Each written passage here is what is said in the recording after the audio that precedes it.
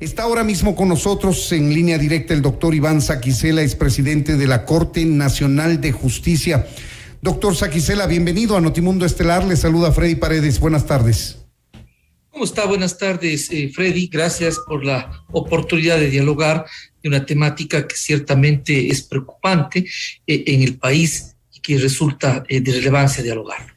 Por supuesto que sí, es más preocupante aún si al tema se lo pone en números. 5,000 causas penales represadas que evitan que muchos de los internos consigan su libertad, su prelibertad, etcétera, y esta falta de agilidad en el sistema judicial contribuya al hacinamiento, que no es otra cosa que la sobre o la superpoblación de las cárceles del país, doctor Saquicela. ¿Por qué no se enteró el país de esto antes, públicamente me refiero? Bueno, en primer lugar yo creo que vale la pena destacar de que la situación de la realidad carcelaria se viene arrastrando históricamente. Yo más bien creo que también se debe relevar que lo que respecta a diferentes instituciones del Estado nos ha preocupado. Nosotros tuvimos un diálogo con el presidente de la República sobre esta preocupación y como representante de la función judicial convoqué a una mesa de trabajo antes de estos últimos acontecimientos. Nos reunimos el día 8 de septiembre y con esa oportunidad esta mesa de trabajo en la que participó la Fiscalía General del Estado, el Consejo de la Judicatura, los jueces, garantías penitenciarias, la Defensoría Pública, el propio SNAI, los jueces de la Sala de la Corte Nacional, hicimos un conjunto de propuestas luego de un análisis de estas mesas de trabajo y hemos llegado a determinar algunos aspectos. En lo que respecta al sistema de justicia, fundamentalmente tenemos el problema de un reglamento del sistema de rehabilitación social que no permite un trabajo ágil y eficiente en materia de beneficios penitenciarios, porque se trata de un reglamento que exige ciertas condiciones, requisitos que quizá no ayudan a la eficiencia. Y algo más, hay una concentración de la comisión, aquí en la ciudad de Quito, la concentración de la comisión que debe emitir los informes. Es decir, a las diferentes ciudades llega tarde o demora mucho o llega extemporáneo. Doctor Saquicela, permítame puntualizar. Usted habla de un reglamento que operativiza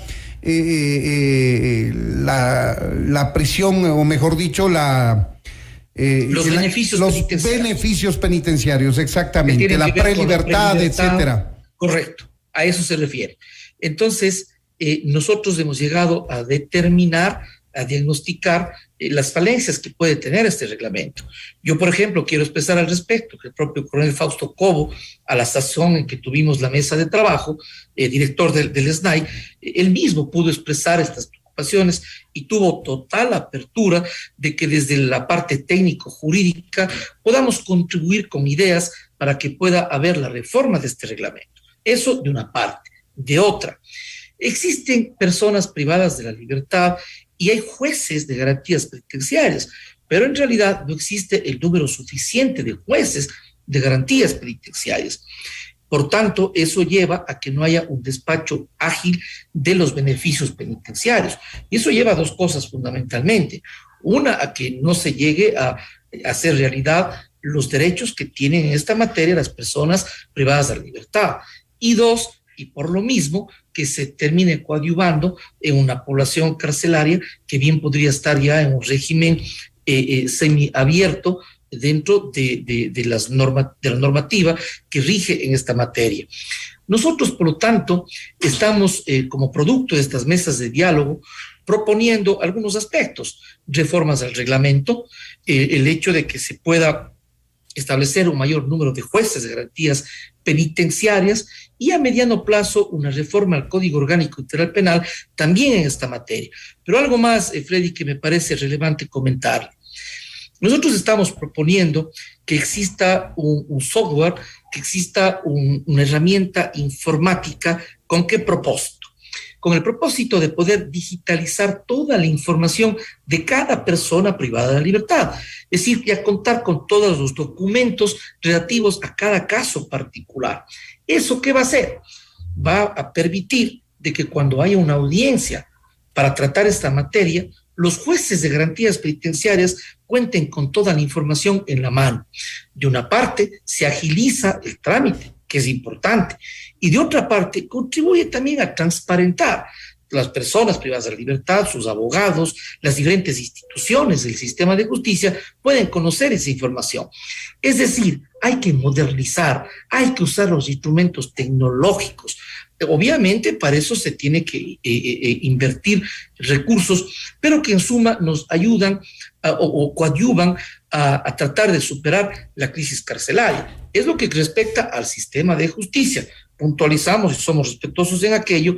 Hay otros temas que no nos competen, porque obviamente tienen que ver ya con el sistema de protección social, con el SNAI, con el Ejecutivo, pero sí hemos querido en esta mesa de trabajo, que insisto, han participado diferentes instituciones del Estado, coadyuvar, porque finalmente es un asunto de Estado y simplemente tenemos el mejor ánimo y propósito de contribuir a una problemática que atañe a todo el país. Analicemos los puntos que ha propuesto la función judicial para el tema de la crisis carcelaria.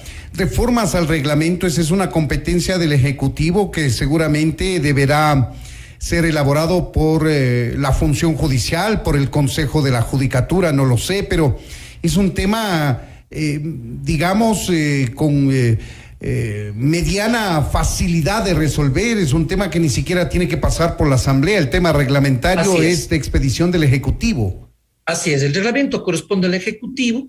Nosotros hemos propuesto esto parte de una mesa de diálogo en la que participó la propia secretaria de Derechos Humanos, la doctora Bernardo Ordóñez, y el coronel Fausto Cobo, reitero, a la sazón, que era el director del SNAI. De modo tal que ese insumo técnico jurídico nosotros estamos proporcionando como resultado de las mesas de trabajo, pero naturalmente yo coincido con usted, de una parte el hecho de que es competencia del Ejecutivo y de otra que es absolutamente realizable, y eso sí va a contribuir a buscar un proceso más eficiente en tiempos razonables.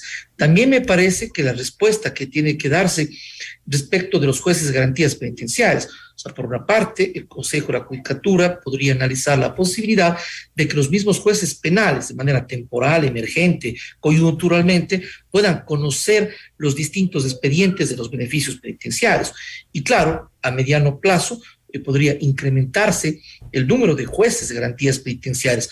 No hay que pensar coyunturalmente, quizá la coyuntura hace que sean respuestas emergentes, pero no hay que perder de vista de que tienen que necesariamente mantenerse mayores jueces para que se eviten a futuro este tipo de problemas. ¿Cuáles son los números, doctor? Del sistema de justicia. ¿Cuáles son los números que mantiene la función judicial respecto del tema penitenciario específicamente? Es decir, ¿cuál es el número de jueces de garantías penitenciarias que están atendiendo todas las causas del país? Existen 15 jueces de garantías penitenciarias. Por ejemplo, en Guayaquil existen 5, en Cuenca existen 2, en Manabí existen 4. Es decir, para ejemplificar, es decir, un número que sin duda no resulta suficiente. Eso lleva a que los beneficios penitenciarios no sean sustanciados, resueltos conforme se esperaría que se lo haga, con mayor agilidad. Es sumamente deficiente el número, doctor Saquicela, de 15 frente a una población carcelaria del país que, si no me equivoco, sobrepasa los 20,000 internos. Aproximadamente 20,000 personas que se encuentran privadas de la libertad. Y usted tiene que tomar en cuenta que en diferentes tiempos, en diferentes momentos, finalmente todos están, o casi todos, están sometidos a un régimen de rehabilitación que permite el régimen semiabierto, la prelibertad, etcétera. Por lo tanto, se requiere un mayor número de jueces. Eso es importante determinarlo. Pero, y quiero insistir en que también ciertos trámites, ciertos requisitos, por ejemplo, es el requerimiento de que se deba justificar por parte de la persona privada de la libertad tener un domicilio fijo. En el fondo, eso es una situación improbable. Claro, ¿cómo puede tener domicilio obviamente fijo? Y eso va a dificultar. A todos al menos. Este tipo de aspectos se tiene que reflexionar y saber si debe o no constar en el reglamento. Otro aspecto, por ejemplo, el hecho de que en todas las demás ciudades diferentes a Quito, a la capital, envían las solicitudes, las peticiones de estos informes al SNAI y está centralizada la comisión aquí en la ciudad capital. ¿Qué se debe hacer? Se tiene que desconcentrar y con ello se va de la misma manera a facilitar que haya agilidad en este tipo de procesos. Otro aspecto, verbigracia, el informe psicológico. El informe psicológico se puede ampliar de que sea de toda la red de salud quienes puedan hacer dichos informes. Claro, aquí se depende del número de psicólogos que están disponibles para atender estos requerimientos. No tengo el dato exacto en este momento de cuál sea el número, pero lo que sí puedo decir es de que si no se abre a todo el sistema de salud pública, de la misma manera va a haber una complicación en dar una respuesta oportuna. Entonces, mire usted cómo todas estas complejidades nos llevan a un resultado que es el que he destacado, el hecho de que no existe una respuesta oportuna, eficiente. No es un asunto solo de trabajo de los jueces, ahí se puede mirar que los problemas son más sistémicos, son más estructurales. Por más que haya una voluntad de trabajar por parte del sistema de justicia, se requiere analizar, diagnosticar y dar soluciones a estos problemas que son más sistémicos. Por lo mismo es que hay que ir más allá y las instituciones debemos coordinar las acciones en aras de hallar respuestas. Antes de pasar a desglosar los otros dos temas de propuesta de la función judicial para coadyuvar a la solución de la crisis carcelaria, quisiera consultarle, doctor Saquicela, ¿no hacen ustedes, digo los jueces de la función judicial, un mea culpa también por lo que se ha dicho por parte de especialistas, colegas suyos, abogados, en el sentido de un supuesto abuso de la prisión preventiva que permitiría que las cárceles del país tengan un elevado porcentaje de personas que no están sentenciadas, sino que están aguardando una sentencia o están con medida cautelar simplemente, y que suman este hacinamiento en las cárceles del país y que eventualmente pueden ser víctimas de este enfrentamiento entre bandas? Yo considero de que la norma jurídica constitucional es clara. La prisión preventiva es excepcional. Permítame decirle, Freddy, a propósito de la temática que usted plantea, que no siempre se comprende esta institución, incluso en los ciudadanos. Pero la norma constitucional, los instrumentos internacionales de derechos humanos, conciben que la prisión preventiva es de última ratio, es excepcional. Claro, hay casos y casos, y los jueces siempre debemos resolver en el caso concreto y saber si es que amerita o no amerita la prisión preventiva. Pero algo más, hay aspectos de orden jurídico.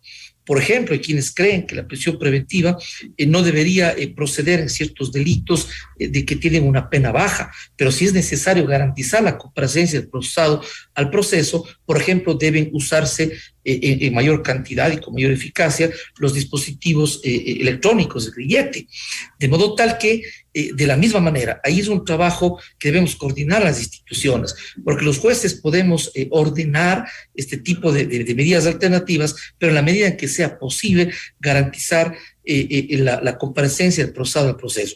Sin embargo, yo creo que los conceptos jurídicos están claros. La prisión preventiva es excepcional y en cada caso, dependiendo la casuística de cada caso particular, los jueces deben resolver. Según su criterio, entonces, doctor Saquicela, no hay un abuso de la prisión preventiva como sostienen algunos abogados. Pero yo no puedo este rato, digamos, generalizar o tener un dato exacto, pero eso habría que basarse, por ejemplo, en estadísticas. Pero ciertamente, lo que sí puedo decir, al menos, es que no debería abusarse de la prisión preventiva porque es excepcional. Pero algo más hay que decir. Siempre que hay una prisión preventiva hay dos cosas: un proceso instaurado y una petición que existe por parte de la Fiscalía, sin lo cual no es posible que los jueces dicten. Es decir, es dictada una audiencia oral, pública, contradictoria, en la que existe un fiscal que pide, eventualmente una defensa que se opone y un juez que resuelve. Todos los actores del sistema debemos estar claros cómo se debe aplicar la prisión preventiva. No digo que se abuse, no tengo los datos estadísticos sobre aquello por ahora, pero obviamente no debe abusarse, debe aplicarse el derecho conforme corresponde. Estamos dialogando con el doctor Iván Saquicela, él es presidente de la Corte Nacional de Justicia. Analizamos las propuestas formuladas desde la función judicial para solucionar en parte esta crisis penitenciaria. Otra de las propuestas que dice usted, doctor Saquicela, se deberían ir pensando es en una reforma al Código Orgánico Integral Penal, entiendo yo, en la parte relacionada a el tema penitenciario. ¿En dónde concretamente usted cree que es necesario revisar este código? Hay algunos problemas en lo que tiene que ver con la estructura administrativa en relación a las competencias de los distintos órganos encargados de la situación carcelaria. Esto, por ejemplo, en lo que tiene que ver con el SNAI, con la Secretaría de Derechos Humanos. Esto de una parte. De otra parte, pensamos que tiene que haber de la misma manera, que no se exijan ciertos requisitos, ciertas condiciones para los beneficios penitenciarios. Eso es reglamentario, ya lo analizamos. Hay algunos aspectos del COIP también. Unos son aspectos del reglamento y otros del Código Orgánico Integral Penal. Obviamente los que son del reglamento, como hemos dicho en su momento, son totalmente probables, realizables incluso en plazo breve. Los que son del Código Orgánico Integral Penal, obviamente eso merece una reforma del legislativo. Algo más. Cuando existía el Código Penal, Código de Procedimiento Penal y Código de Ejecución de Penas, la Fiscalía General del Estado y el delegado de la Función Judicial del Ecuador eran parte del sistema, ahora ya no lo son.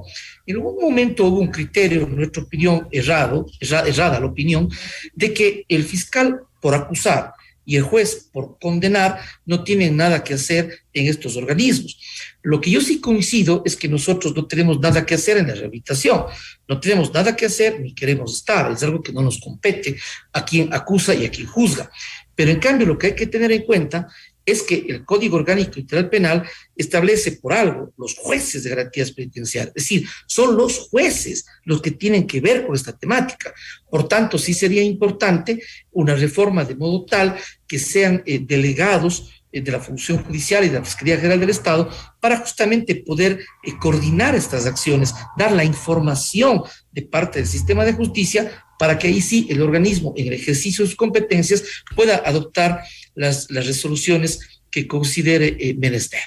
Ahora, lo que sí nos parece descabellado, por llamarlo de alguna manera, es que no tengamos un sistema moderno para poder revisar una ficha, por llamarlo de alguna manera, de cada una de las personas que están detenidas por diferentes causas en el país y que tengamos que recurrir de manera manual a estos datos con el consiguiente perjuicio precisamente para los internos, un papel que se pierda, pues el que se perjudique es el interno porque hay que volver a sacar ese papelito y volver a hacer el trámite, cuando bien se podría tener un software que le despliegue en una sola pantalla cuándo fue sentenciado, por qué delito, para cuántos años, etcétera, etcétera, etcétera, doctor.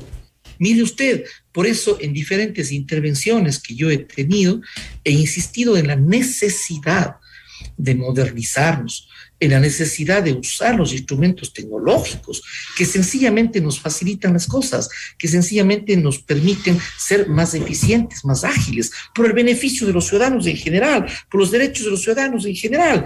Y en este caso particular, en efecto, mire lo que usted, tener una carpeta con hojas de papel bond y tener que hacer todo un trabajo para que una persona en diferentes ciudades pueda obtener información, cuando es asunto de un software. Esa es nuestra propuesta. Como presidente de la Corte Nacional de Justicia, proponemos esto al país, que yo entendería, ya vamos a trabajar un poco más esta propuesta, entrar en el detalle, pero en principio no es una situación muy compleja este software, ni tampoco una enorme inversión, pero el resultado es sumamente beneficioso. Por supuesto. Eso de un lado ayuda a la eficiencia, incluso contribuye también de otro a la transparencia. Contar con información, toda la información de todas las personas privadas de la libertad, eso nos va a ayudar a transparentar y poder adoptar las resoluciones con agilidad. Incluso yo he planteado de que este software puede tener una suerte de precalificación de requisitos. Naturalmente que de acuerdo a la ley los jueces son los que tienen que resolver en esta materia, incluso podría ser objeto de una reforma en el Código Orgánico Integral Penal o de resoluciones del Pleno de la Corte Nacional de Justicia. Mire usted, pero una vez que se tenga este software, podría haber una suerte de precalificación, es decir, ya de la información estamos claros si cumple los requisitos, si no cumple, qué condiciones, cómo está. El propio sistema le arroja esa información. ¿Perdón? El propio sistema le puede arrojar esa información. Correcto, el propio sistema va a dar una alerta, puede arrojar una información, tanto al SNAI, al Consejo de la Judicatura, a la Fiscalía, es decir, son herramientas que tienen que ser usadas. Mire usted, por eso yo suelo decir, ¿no?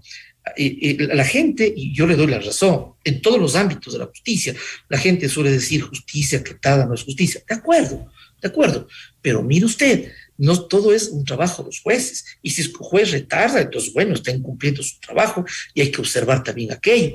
Pero no es solo el trabajo de los jueces, es contar con los instrumentos humanos, tecnológicos, etcétera, para poder cumplir un mejor trabajo. Es decir, tiene que modernizarse el sistema de justicia.